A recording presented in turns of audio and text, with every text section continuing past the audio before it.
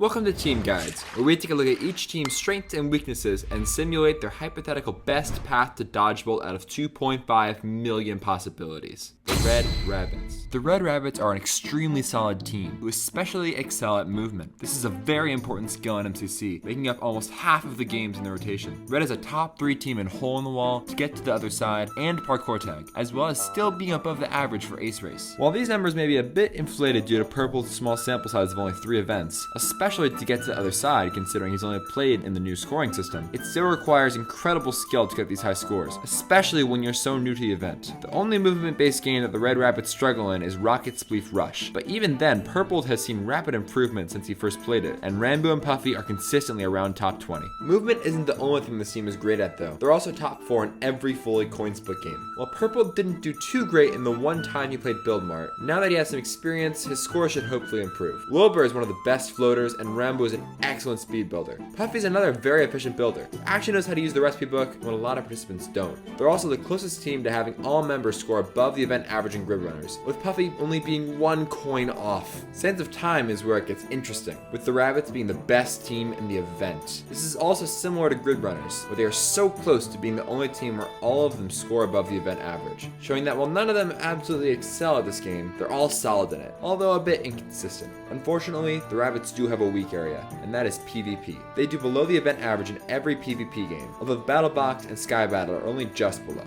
Wilbur and Rambo are well known for their survival games luck, commonly getting wiped out early into the game. Purple has also only played it once, in MCC 21 where he got 27th, and so that really brings down this team's score despite not being fully indicative of their potential. However, SG is very unpredictable, so they can very easily prove the stats wrong. Another game that's unpredictable, this time due to the fact that it has not been played very often, is Meltdown. Both times it has been played, Wilbur and Rambo's team has gotten last, only a sample size of 2. Their team with 2 really good Meltdown players this time as well, with Purple getting first the one time he played and Puffy getting top half.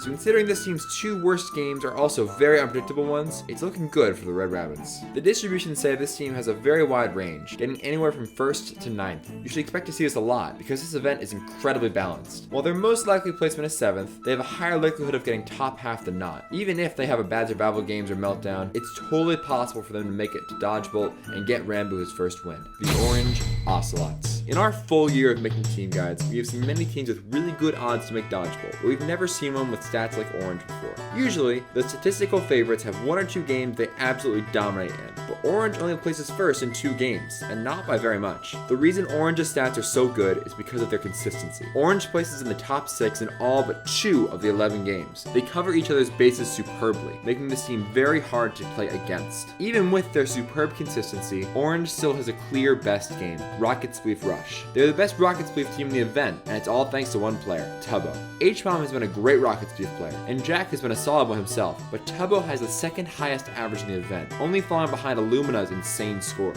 As long as Tubbo continues to dominate in this game, Orange's odds look really good. Outside of Rocket Spleef, Orange's best games are PvP games like Sky Battle, Meltdown, and survival games. These games are a perfect example of how Orange covers each other's weaknesses. Tubbo and Tommy's great Meltdown averages make up for H-Bomb's worst game, H-Bomb and Tubbo make up for Tommy's lackluster SG average, and all 3 do very well in Sky Battle, where Jack usually struggles. Orange is more than 10% above the event average for all these games, and if any of them are played late, Orange's chances at dodgebolt increase significantly. We've talked a lot about Tubbo, Tommy, and H-Bomb, but one player you definitely want to keep your eye on is Jack. Jack is the definition of a wild card. He's placed as high as top 15 and as low as 39th. However, in MCC 21, Jack had a great performances in Rocket Spleef Rush and Sky Battle, 2 games he has historically struggled with but are fantastic for this team. A lot of this team's success is going to come down to Jack and how well he can execute in his worst games. Even despite this team's consistency, they do have an apparent weakness, movement-based games. To get to the other side, hole in the wall, ace race, and parkour tag are Orange's 4 lowest scoring games, in that order. If all 4 games are played, Orange's odds of making dodgeball drop by over 30%. Orange should avoid these if possible, and practice them if they're in the rotation. Looking at the distribution from our simulation, Orange stands out as the statistical favorite to make dodgeball. Still, these odds are far from a sure thing, and on a team as chaotic as Orange, anything is possible. If Orange gets PvP games late and avoids movement games, don't be surprised if they're one of the teams facing off to earn a coin. The Yellow Yaks. The Yellow Yaks welcome back Skeppy. Previously, his only appearance was back in MCC 14, and as such, his stats are not very indicative of his current skill level. He has a very small sample size, with his only performance being on a 9th place team. It seems safe to assume that Skeppy has a lot of potential that isn't shown by his stats, especially considering he has Dream on his team, who has shown he can help guide and train people still fresh to the event. The Yaks have a very clear strong area, movement. Specifically, movement that involves parkour, as opposed to games like Hole in the Wall and Rocket Spleef Rush. They're the best team at to get to the other side in parkour tag, with them being the 3rd best at Ace Race. A big reason as to why is that they are definitely Dream and Skeppy's best games, with George and Bad being more well-rounded. In MCC 14, Skeppy showed his strength in the movement games that didn't disadvantage him from being a newcomer as much. Movement games late are key for Yellow to get a high placement. Another game worth talking about is Sands of Time. While the stats say they will end up middle of the pack, a lot of this comes down to the fact that, once again, Skeppy hasn't played it. Experience in Sands of Time is definitely important, but some VOD reviewing could make the experience gap a lot smaller. While Bad Boy Halo didn't have the greatest run in MCC 21, in 16 and All-Stars he proved he is a very competent runner.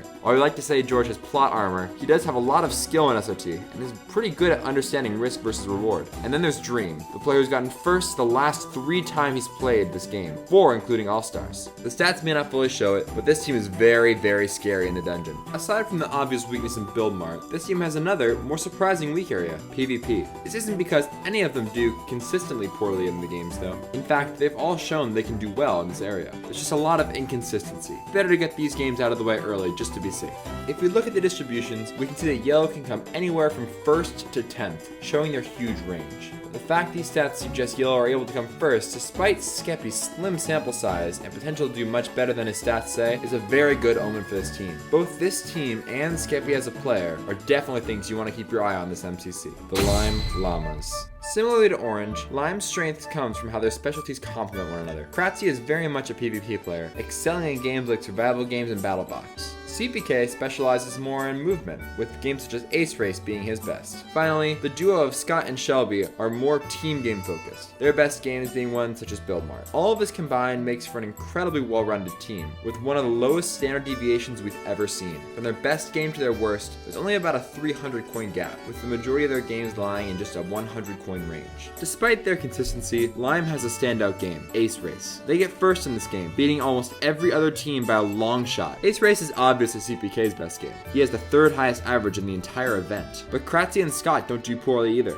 In the case of Kratzy, Ace Race is surprisingly high for him compared to other movement games, coming in on his 2nd best game. We've also seen Scott do very well before, and Ace Race is his 4th best game. Shovel, on the other hand, doesn't do the best in Ace Race, but there's a good chance she'll be able to do better than the last event, given how she has more experience and knowledge of the Turtle Run map. Speaking of it, we've already seen CPK dominate the Turtle Run map, getting first last MCC, but Scott and Shovel didn't fare as well, coming 21st and 32nd respectively. However, as already stated, their previous experience and potential VOD reviewing of the map will certainly allow them to do better this time around. Kratzy hasn't actually played this new map before, but looking how he's fared on new maps previously, we'll see he does fairly well, coming in on an average of about 10th place. Looking at the distribution, Lime has a very solid chance of getting into dodgebolt, with that occurring about a 1/3 of the time. Even with that, their placements range all the way down to 8th, but the further that you go, the smaller the chance, with 8th happening less than 0.001% of the time. And while their most likely placement is only 4th, it isn't a long shot between there and 1st, in points and probability. The Green Geckos. If there's any team that's underrated by the stats, it's the Green Geckos. 5-Up has incredible leadership, and while that doesn't always translate into individual coins, he can boost a team's placement way above where they're expected to be. That's not to say he isn't a great individual player either. Both him and Tapple have shown in the past to be absolute menaces. Gem is another player whose individual scores don't fully represent her ability. She's never dropped out of the top 6 teams in any of the full coin split games, and her movement has been rapidly improving. And on a team with good vibes and synergy, Ollie has proven to be able to perform fantastically, such as his 16th place in his last event. And he said before how much he feels that benefits him. This team definitely seems like one that will have impeccable communication and teamwork.